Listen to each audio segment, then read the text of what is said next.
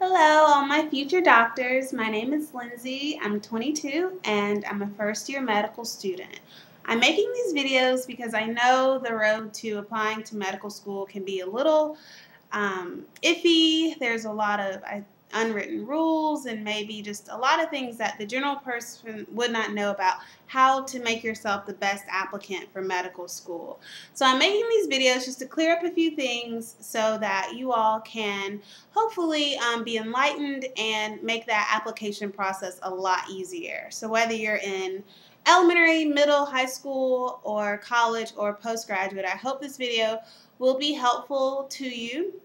Um, and I really just want to answer some questions that I know I had along the way and just to clear up some things for you guys. So I'm going to separate the videos. This one's going to be primarily for your first and second year of college. Then I'll have one for your junior and senior year, and then probably one that just tie everything together. It just has like the meat of what I've been saying in all of my videos. So I guess we can get started. And I want to introduce you to DJ. This is my Build-A-Bear, and she is quite amazing and my rock at times. So I guess I'll start with before you go to college. Usually you have to put down a major when you're applying to school, and I know there's a lot of questions about pre-med, and I know with my experience that pre-med is actually not a major, just how you can be an engineering major or a mathematics major. Pre-med is not necessarily a major, it's more like a concentration. So it means when you come in and you say you're pre-med, that just means that you're going to take classes that you feel like are going to prepare you for the MCAT and also prepare you for getting for applying to the medical school you want to.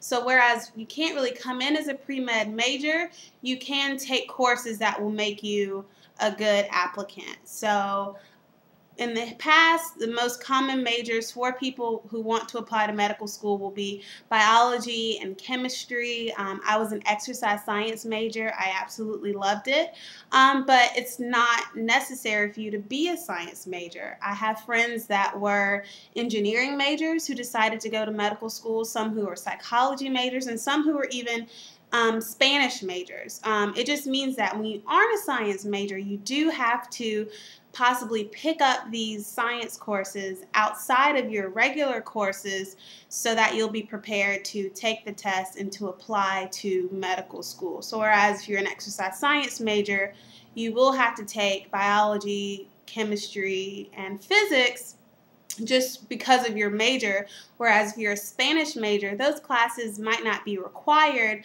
so you would just have to go on your own and sign up for those classes. So I hope that clears up the mystery behind being a pre-med major. It just means that you are concentrating on these science courses.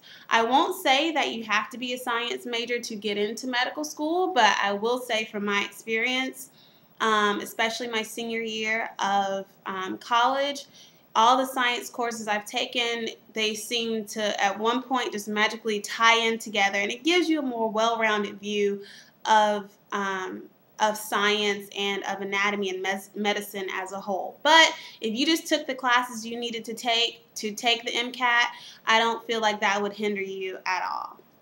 Okay, so freshman year, first year on campus, the first thing I would advise you to do would be to find like a pre-professional advising office or some sort of pre-med advisor. I know colleges have them, and what they will do is they'll usually just kind of talk to you and give you reading materials on applying to medical school and kind of a timeline of what you should do each year, which is pretty much what I'm doing now.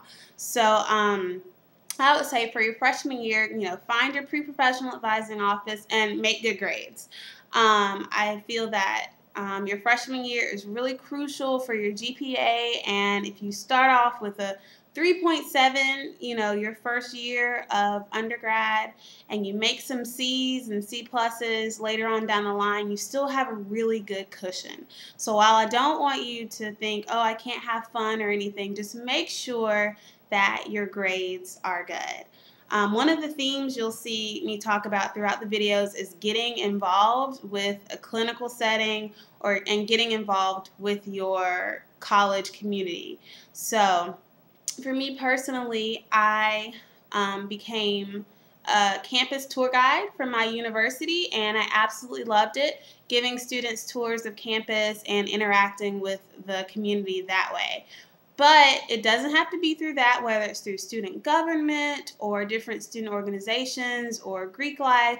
Just make sure you're getting involved so that you will be a well-rounded applicant. You don't just want to be a smart science geek.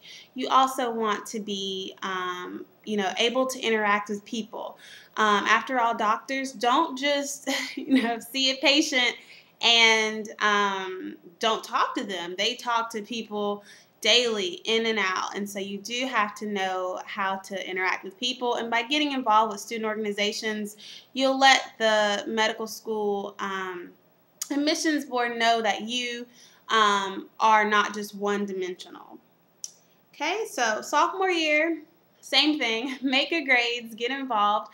I would also start looking at summer internships. A lot of times they will have different research that you can do, or volunteering. I know around the area where I'm from, a lot of people will volunteer at the local hospital, it's just doing different things, or volunteering anywhere. They like to see that you are giving back to your community. I volunteered with a hospice program. I know that's not for everyone, but it did give me a really good view of how people view life and death, and it helped me to learn a lot about myself. And that's something I did going into my junior year at the end of my sophomore year over the summer. And you will have to get a lot of recommendations, so that is something that I would, just getting involved in your community and doing community service is definitely something you want to have on your resume, and a lot of it. You as a physician will be giving back to your community every day that you work, and by having this experience in undergrad, when you don't necessarily have to do it for a student organization, you just do it for personal fulfillment, that will definitely let the admissions council know that you do care about people. You don't just want to be a doctor for the status or for the money, that you really do want to help out mankind. So that, I think we'll wrap it up. I do have some notes here that I made sure I wanted to say, but first year and second year, start looking into clinical opportunities, shadowing, and also making sure that your involvement and that your grades are good.